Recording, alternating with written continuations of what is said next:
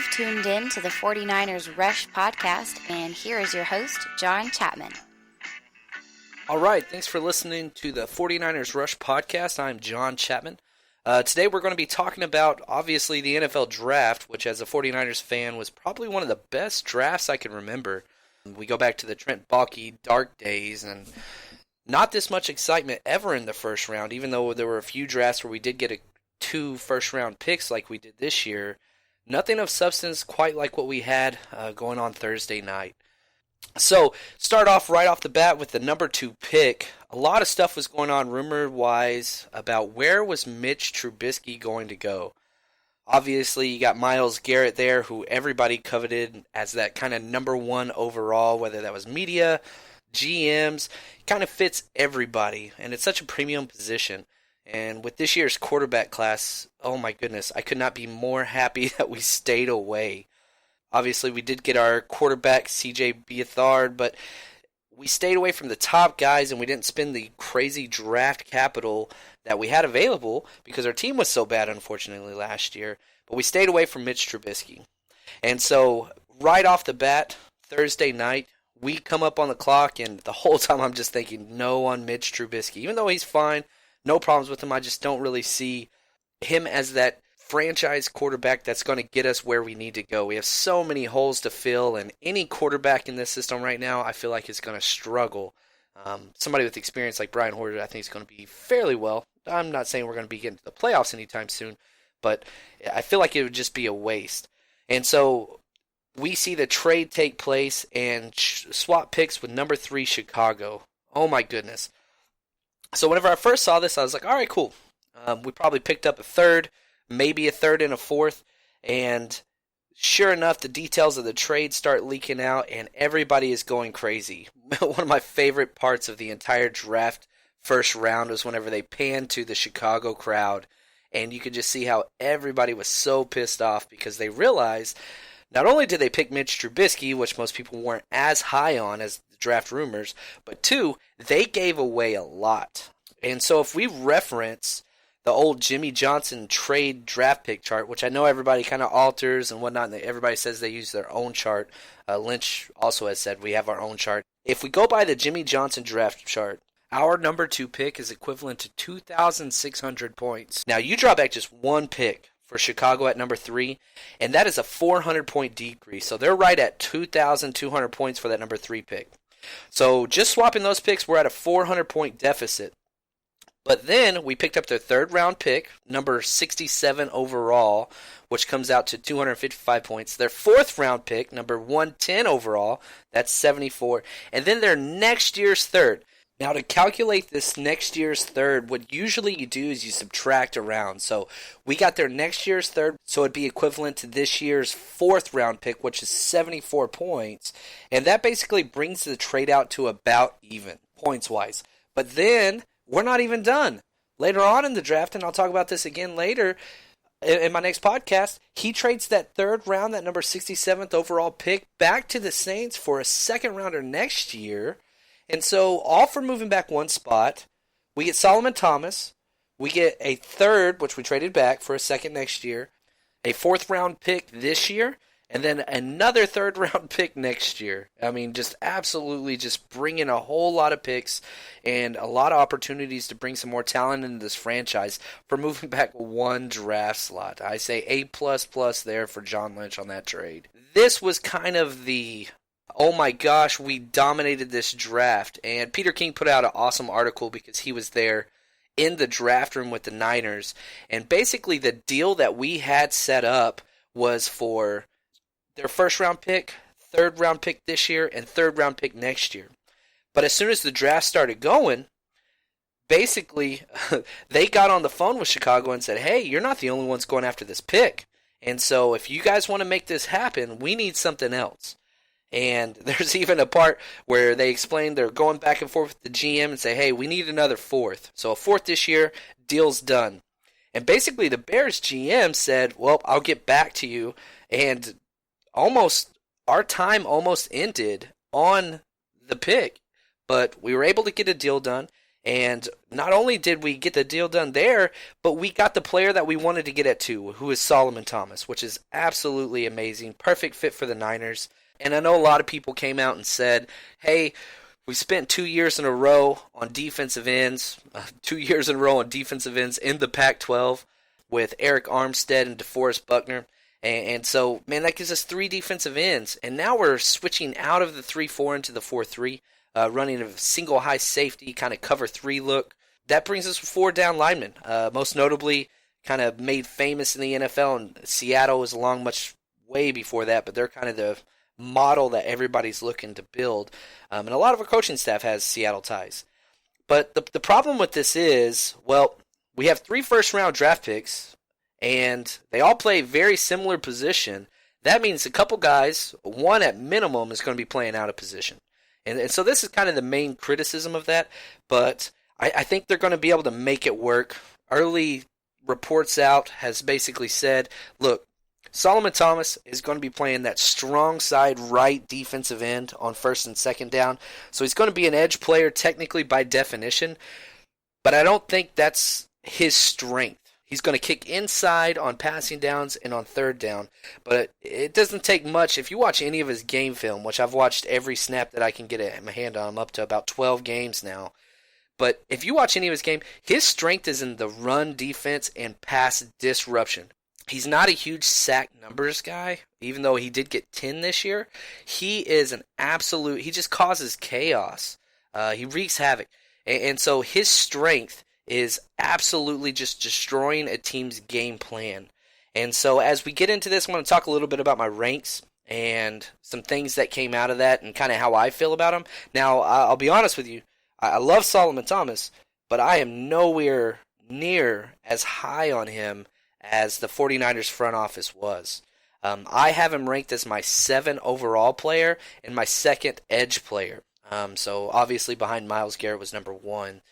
So he's played at Stanford, great kid out of Dallas.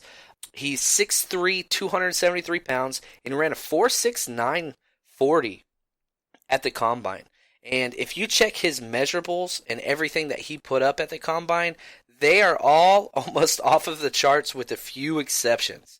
Height, not there. At only 6'3", usually you want 6'4" or better, so he's a little shorter than you want. And arm length, which, again, this is a big deal.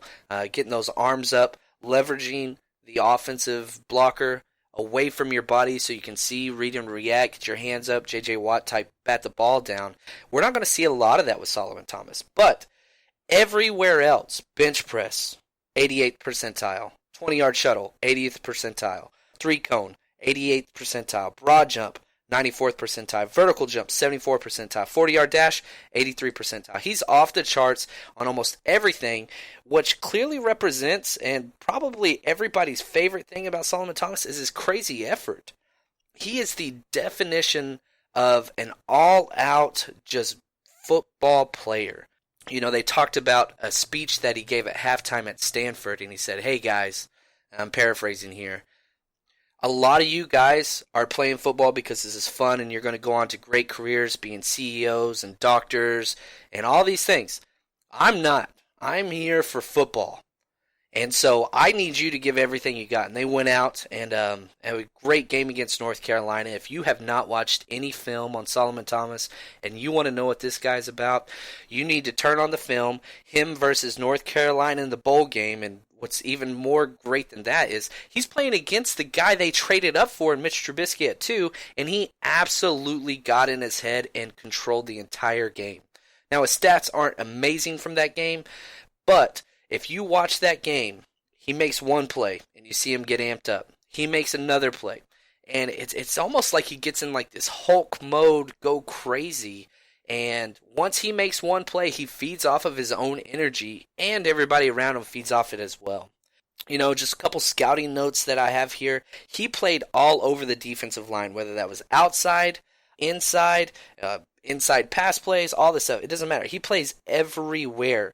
And this is, again, back to a small concern, is that he's a little bit of a tweener. He doesn't have the perfect fit really anywhere. He's too short to be your prototypical edge. He's not fast enough to be a prototypical edge. And, I put him at 4.69 is what he ran in the combine. But, again, he doesn't look the part. And whenever you watch him on film, you can see he tries to bend the edge whenever he comes outside. But it just doesn't – it looks awkward. It looks almost like he's out of place. So that's going to be something they got to work on. And he's not big enough to play on the inside at only 273. So if he could add more weight or decrease more speed, that would be perfect. But we're just going to have to see what happens. I think they're just going to kind of let him go around. And Lynch even came out and said he's going to be in that Michael Bennett role for Seattle. And so one of those things where it's going to be really hard to find him every single play because he's just lining up everywhere. Now, one thing that is absolutely exceptional, and I mentioned this before, he is in the opponent's backfield almost every play. If you go in and watch, it doesn't matter which game film you take, and you pause the play 2 seconds after the snap, he is a good yard or two ahead of every single one of his Stanford teammates. First one off the ball, hard nose straight through his O-lineman. And again, this is perhaps another critique, is that he doesn't really have a lot of evasive moves that he uses, especially on the inside. He goes through his man, which is great because he pushes the offensive lineman back into the quarterback's face, but a lot of times he seems more interested into destroying the guy in front of him instead of getting around him, which we'll see how that works on the edge. As far as run control, man, he's going to dominate that right end and seal the edge almost every single time because he is, again, PFF's #1 run defender as a defensive lineman. And so we're going to see that. The question mark, and they're small, and they're very small, is how well he can play the edge against the pass. And if they keep kicking him inside on third down, hopefully that will mitigate that risk that we have there. Now, a couple of other things about him. He's a Stanford guy. The guy is very, very intelligent. And if you watch any of his press conferences or interviews or just anything he's got to say, he just comes off extremely well. It's funny, him and John Lynch actually took a class at Stanford together a few years ago. But the kid's smart, and it shows up on film because anytime there's a screen, draw, reverse, 0 false steps, and it's almost like I don't know if it's just through film, play recognition, what it is, but he is always right to where the play is going to go. It's pretty fun watching him blow up screens, and it's almost like he takes it personal. And anytime there's like a trick play, it's like he gets pissed off, and you just see him go even harder, which doesn't even make sense because he goes so hard so many plays, and he just turns it on. Another thing is double teams. He gets double teamed a lot because he was clearly the best defender on the field. I mean, he went number 3 in the NFL draft, so that's without saying. But whenever he gets double teamed, he's pissed. And he splits the double team as well as any defensive lineman I've seen in a long time. And usually whenever we see these, top 5 talents coming off the board that play the defensive edge, they're almost pure edge guys, kind of like a Myles Garrett.